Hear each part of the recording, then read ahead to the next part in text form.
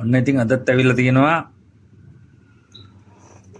SS5 lap එකක් ඇවිල්ලා තියෙනවා 8 gen එකක් වගේ.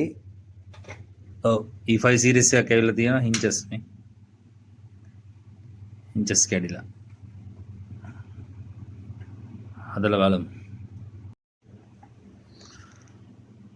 අද ඉතින් hinges හදලා ඉවරයි.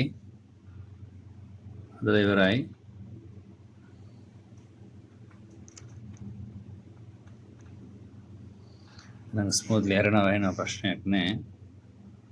මෙතන තමයි කට ඇරලා තිබුණේ.